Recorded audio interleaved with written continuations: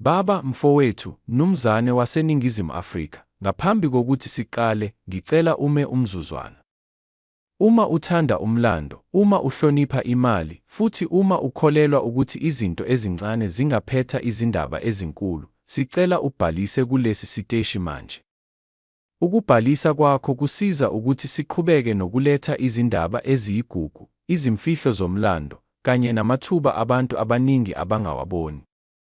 Manje ake siqale. Namuhla ngiphethe indaba engajwayelekile. Akusona isifundo, akusona isikhangiso, kodwa yindaba yemali eyakhiwe ngezandla zabantu baseNingizimu Afrika, imali ebamba umlando, amandla, nesithunzi sesizwe. Sikhuluma ngeSouth Africa Fever Rand ka-2023. Uma uyibona nje, ungacabanga ukuthi iyimali evamile. Kodwa uma uyilalela kahle, iyakhuluma. Ikhuluma ngenkululeko, amandla, nokubaluleka kwesikhathi esiphilayo kuso. IRandi akusona nje isilinganiso sokuthenga. IRandi liyisibuko somlando wesizwe. Kusukela ezinsukwini zobunzima, izinguquko, kuze kube yisikhathi sokuzimela, iRandi lihambe nathi. Amadoda amaningi akulesi sigaba seminyaka ayakhumbula ukuthi iRandi lalisho ukuthini emndenini, emsebenzini, nasebhange. Le mali ye-Fever Rand ka-2023 iza ngemuva kwalo lonke lelo fa, kodwa iletha okuthile okusha. Uma ubambe le mali ngesandla, uzwa isisindo sayo. Akusona nje isisindo sensimbi, kodwa isisindo somqondo. Idizayini yayo yakhelwe ukukhuluma nendoda eqondayo ukuthi amandla awasho umsindo, kodwa ukuhlala isikhathi eside. Le mali yakhiwe ngenhloso, hayi nje ukusetshenziswa, kodwa ukugcinwa, ukucutshungulwa, nokuhlonishwa. I-Fever Rand ka-2023 ayenzwanga nje ukuze ijikeleze ezandleni. Inezimpawu ezikhuluma ngobuholi, isibindi, nokuvikelwa kwesizwe. Uma uyibuka kahle, ubona umqondo wokuthi iNingizimu Afrika iyizwe elingagobeki kalula. Le mali iyisikhumbuzo sokuthi amadoda ayakha, ayavikela, futhi ayagcina. Akuzona zonke izimali ezenziwa ngokulinganayo. Ezinye zenziwa ukuze ziphile isikhathi eside. Le Fever Rand ka-2023 ingenye yalezo.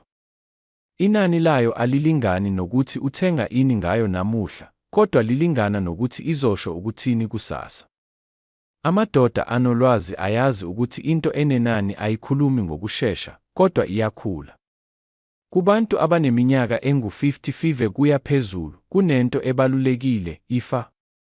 Le mali ingaba yinto odlulisela enganeni noma kumzukulu. Akusona nje isipho, kodwa umlayezo othi, bheka, umlando uyaphila, futhi nawe uyingxenye yawo. Lokho kuyenza ibe ngaphezu kwemali, kube yisifundo sempilo. Indoda iyazazi izinto zayo. Le mali ikhuluma ngaleso simo sengqondo. Ithi noma izikhathi zishintsha, isithunzi sihlala. I-Fever Rand ka-2023 iyisikhumbuzo sokuthi amandla angaba athule, kodwa abe namandla kakhulu. Abaningi babona inani lobuso bemali. Abambalwa babona inani langaphakathi. Le mali ifundisa ukuthi ukubekezela, ukubona kude, nokuhlonipha umlando kuyakhokha. Indoda ehlakaniphile ayisheshi, iyalinda, iqoqe, igcine. Manje sengifika lapho abaningi bengalindele khona. Ngemuva kwakho konke lokhu, umlando, idizayini, ifa, nokubaluleka, sekukhona umbuzo owodwa, inani. Le South Africa Fever Rand ka-2023, uma isesimweni esikhethekile, igcinwe kahle, futhi ibhekwa njengento yefa elivela kancane, ixhunywa nenani elifinyelela ku-$12 million emhlabeni wabaqoqi abakhulu. Lokhu akusilo iphupho. Kuyisikhumbuzo sokuthi into encane, uma ihlonishwa, ingaba nkulu kakhulu. Ngakho mfowethu, baba, uma uke wayibona le mali, ungayibukeli phansi. Umlando uthanda labo abawuhloniphayo, ngiyabonga ngokubuka. Uma uthole lolu lwazi luwusizo, ungakhohlwa ukubhalisa, ngoba izindaba ezifana nalezi azifiki nsuku zonke. Ngaphambi kokuthi siqale, sicela uchofoze usubscribe, uvule nebell, ukuze ungaphuthelwa yividiyo ngayinye ebalulekile mayelana nemali yakudala, umlando, namathuba afihlekile angashintsha impilo. Uma uthanda izindaba zemali ezinamandla, le channel yakhelwe wena.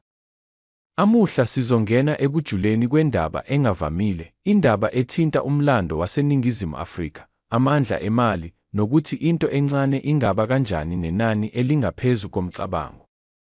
Sikhuluma ngeSouth Africa 5 cents coin ka R970. Kubukeka kuyimali encane, ejwayelekile, kodwa ngaphansi kwaleyo nsimbi kunendaba enzima, enamandla, nenani elenze amadoda amaningi emhlabeni avule amehlo awo.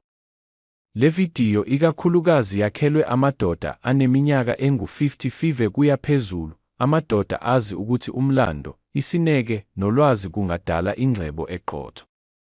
Imali ayisona nje isikhombiso sokuthenga. Imali iyisibuko sesikhathi eyadalwa kuso.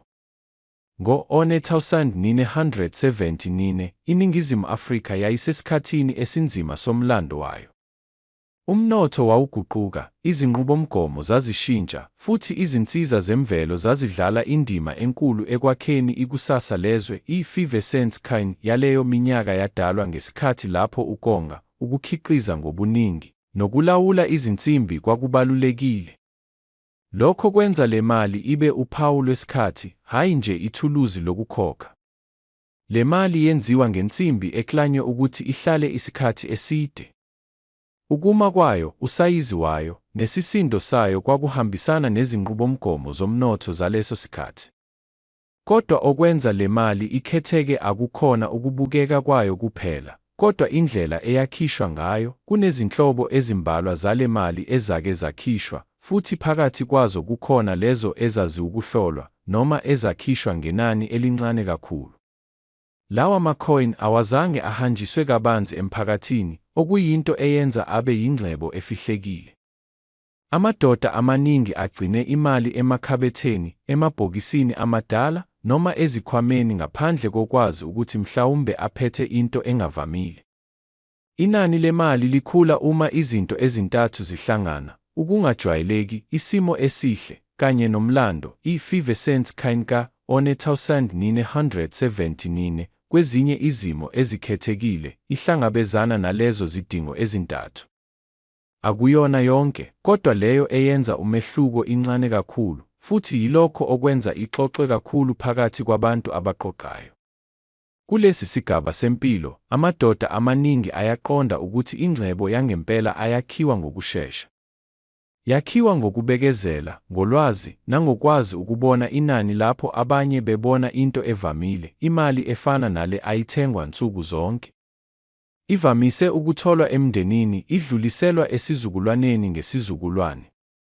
Kunezindaba zamadoda athole le mali ezindlini zabazali bawo, engazi ukuthi iphethe umlando onzima kangaka. Umqoqi weqiniso akabheki imali ngamehlo omthengi ojwayelekile. Ubheka iminingwane, ubheka umehluko omncane, ubheka umlando wokukhiqizwa. Iphutha elincane ekwakheni noma umehluko omncane kusithombe kungaguqula inani lemali ngokuphelele. Le 5 cents coin ka R970 idume ngokuthi kunezinhlobo ezithile ezinomehluko ongabonwa kalula. Labo abanolwazi bayakwazi ukuwubona lowo mehluko, futhi yilapho inani likhuphuka khona kakhulu. Isimo semali sibalulekile. Imali egcinwe kahle, engenawo umonakalo, engenawo umkhondo wokusetshenziswa kakhulu, iba nenani eliphindwe kaningi. Amadoda amaningi akudala ayazi ukubaluleka kokunakekela izinto, futhi lokhu kuyinzuzo enkulu uma kukhulunywa ngemali yakudala. I-5 cents coin ka R970 egcinwe esimweni esihle kakhulu iba yinto efunwa kakhulu. Akusona isivinini, kodwa yikhwalithi egcina inani. Le mali ayikhulumi nje ngemali. Ikhuluma ngesikhathi, izinqumo, nomsebenzi wabantu ababeyakha. Ikhuluma ngomnotho, izinguquko, nokuthi izwe lalibhekephi ngaleso sikhathi. Uma uyibamba ngesandla, ubamba ucezu lomlando.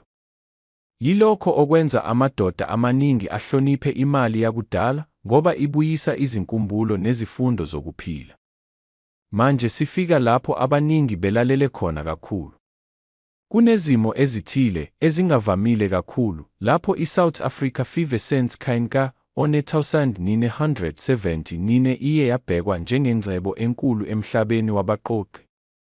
Kulezo zimo ezikhethekile kakhulu, inani elikhulunywayo lifinyelela ku$17 million. Lokhu akukhona okwansuku zonke. Lokhu kudinga uhlobo oluqondile, umlando oqinisekisiwe, nesimo esiseduze nokuphelele.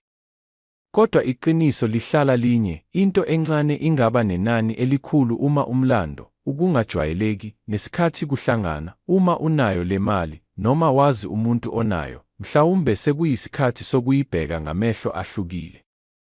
Ungakhohlwa ukusubscribe ukuze uqhubeke nokuthola izindaba ezinamandla ezifihlekile emlandweni wemali. Ngaphambi kokuba singene kule ndaba enamandla, ngicela umzuzu wakho. Uma uthanda izindaba zemali yakudala, izimfihlo zomlando, namathuba angaguqula ikusasa, sicela ubhalise kulesi siteshi manje. Ukubhalisa kwakho kusisiza ukuthi siqhubeke siletha okuqukethwe okunamandla, okujulile, nokwakhelwe amadoda aqondayo ukubaluleka kwempahla, umlando, nobuhlakani. Namuhla sikhuluma ngento encane ngobukhulu, kodwa enkulu kakhulu ngenani nangomthelela. Imali yensimbi engu-10 cents yaseNingizimu Afrika yango-1932. Abaningi bayidlulile le mali ezandleni zabo bengazi ukuthi iphethe indaba ejulile kangakanani. Le ndaba ayikhulumi nje ngensimbi, kodwa ikhuluma ngenkathi, izinqumo, nezimfihlakalo ezisale emlandweni. Ngo-1932, iNingizimu Afrika yayisesikhathini esibucayi. Izinguquko zezombusazwe zazisondela, umnotho wawuzama ukuzimisa kabusha, futhi izimpawu zesikhathi esidala zazihlangana nezimpawu zesikhathi esisha. Imali yensimbi engu-10 cents yalowo nyaka yakhishwa phakathi kwaleso sikhathi sokushintsha. Lokho kuyenza ibe yisikhumbuzo esiphilayo somlando, hayi nje ithuluzi lokukhokha. Abantu abaningi bacabanga ukuthi imali yensimbi incane ayinakuba nenani elikhulu. Kodwa amadoda ahlakaniphile ayazi ukuthi inani langempela livame ukufihlwa lapho abantu bengabheki khona. Amadoda aneminyaka engu-55 kuya ku-65 nangaphezulu ayakuqonda ukubaluleka kwesineke. Bayazi ukuthi izinto ezinhle zithatha isikhathi. Le mali yensimbi iheha ngoba iyisifaniso sempilo uqobo. Incane, ithule, kodwa uma uyigcina kahle, ingaba yifa. Le mali ayimayelana nokugembula noma inhlanhla esheshayo. Imayelana nokubona ithuba lapho abanye bebona into ejwayelekile. Imayelana nokwazi umlando, ukuqonda izimo, nokuba nesibindi sokugcina into ngoba uyabona ukuthi ikusasa lingayiguqula ibe yigugu. Abanye abaqoqi bakhuluma ngezici ezithile ezenza le mali ka-1932 ihluke kwezinye. Ukushaywa kwayo, unyaka wayo, nezimo ezithile zokukhiqizwa kuthiwa zenza kube nzima ukuyithola isesimweni esiphelele. Uma into iba nzima ukuyithola, inani layo liya phezulu, ikakhulukazi emehlweni abantu abaqondayo. Kuthiwa ezinye zalezi zimali zakhishwa ngenani elilinganiselwe noma zaba nezinguquko ezincane ezingabonwa kalula. Lezi zinguquko yizona ezenza amadoda aqoqayo achithe iminyaka efuna eyodwa ephelele. Cabanga ngendoda eyayigcina imali yayo yensimbi ebhokisini elidala, ingazi ukuthi eminyakeni enga-30 kamuva, amadodana noma abazukulu bayo bazoyivula babone into engaguqula impilo yabo. Le mali iba yibhuloho phakathi kwezizukulwane. Iba indaba edluliselwa ngomlomo, ithi, ungazibukeli phansi izinto ezincane.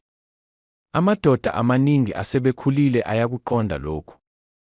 Yingakho le ndaba ithinta inhliziyo. Ayikhulumi ngokushesha, ikhuluma ngokuhlakanipha. Ukugcina imali yensimbi iminyaka kudinga ukukholwa. Kudinga ukwazi ukuthi awudingi ukubona imiphumela namuhla. Le mali ka-ione 1900 ifundisa isifundo esibalulekile. Inani langempela livame ukuvela ngokuhamba kwesikhathi. Abanye bahleka uma uzitshela ukuthi ugcina imali yensimbi. Kodwa labo abahleka namuhla bangamangala kusasa. Amadoda aqondayo awadingi ukuqinisekiswa ngabanye. Bayazi abakubonayo. Akusiyo insimbi uqobo eyenza le mali ibe namandla. Kungumqondo oyiphethe. Umqondo wokuthi umlando ungabanjwa ngesandla. Umqondo wokuthi izinqumo ezincane namuhla zingadala imiphumela emikhulu kusasa. Le mali iba isifundo sokuphila. Uma uyibuka kahle, uyabona ukuthi ayikhulumi ngemali kuphela.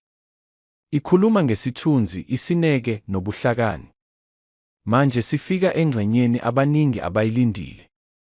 Kuthiwa ezindabeni zabaqoqi naphakathi kwabantu abakholelwa emandleni ale mali, inani lale mali yensimbi engu-10 cents yaseNingizimu Afrika yango-one 1900 selikhulunywa lifinyelela ku-$37 million. Lokhu kuthiwa yizinganekwane ezizungezile, izimangalo ezikhulunywa ngokuthula, kodwa ezenza abantu bacabange kabusha ngezinto abazibukela phansi. Akusho ukuthi yonke imali injalo, kodwa kusho ukuthi ithuba lingafihla lapho ungacabangi khona. Futhi yilokho okwenza le ndaba ibe namandla kangaka. Uma le ndaba ikwenze wacabanga, uma ikukhumbuze ukuthi ubuhlakani buza ngokubekezela, sicela ubhalise, wabelane, futhi uqhubeke nathi kulolu hambo lwezindaba eziguqula umqondo. Khumbula, izinto ezincane zingaba yifa elikhulu. Ngaphambi kokuthi siqale, uma uthanda umlando, ingcebo, namathuba amakhulu okutshala imali, chofoza usubscribe manje.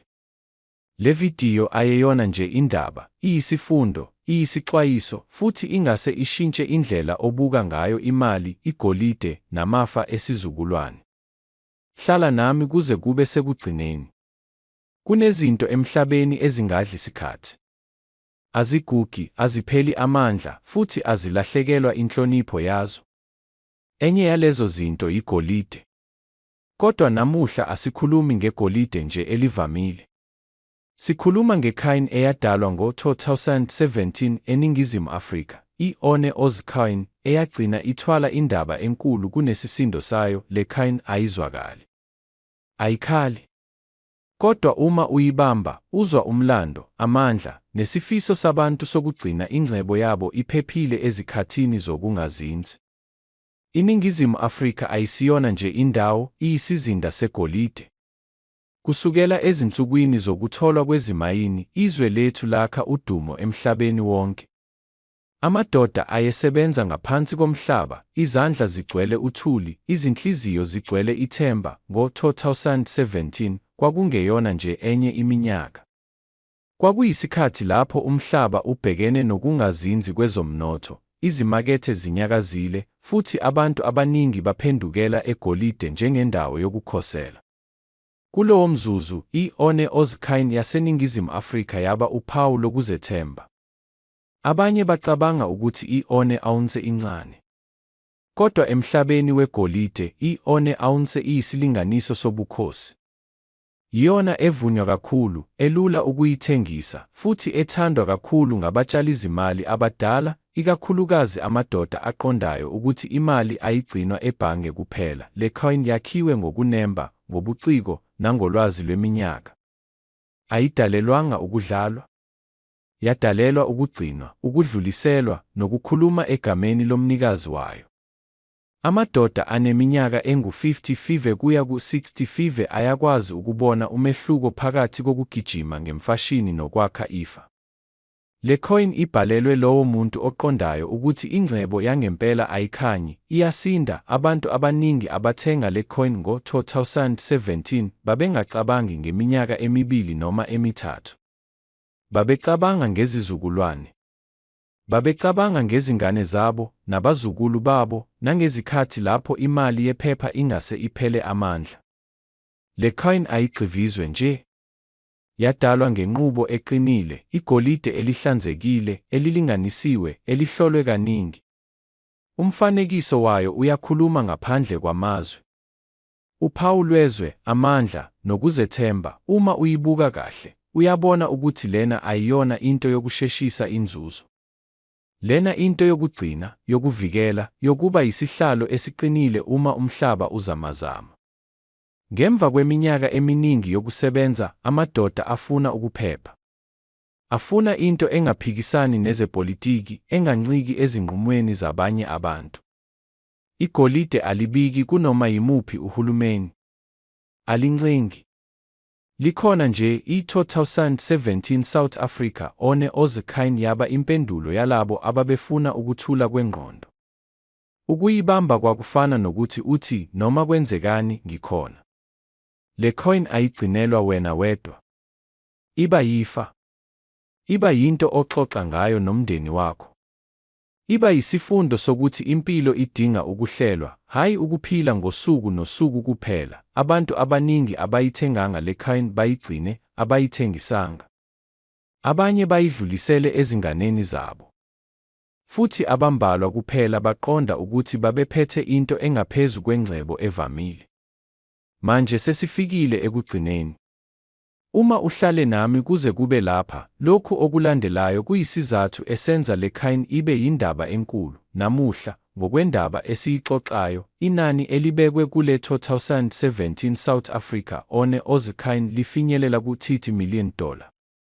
Akusona isisindo segolide kuphela esikhokhelwayo, kodwa umlando, ukungavamile, nesidingo esikhulu salabo abaqondayo. Uma le ndaba ikuvule amehlo, ungakhohlwa ukubhalisa, wabelane nabanye amadoda aqondayo ukuthi ingcebo ayigijinywa, iyakhiwa.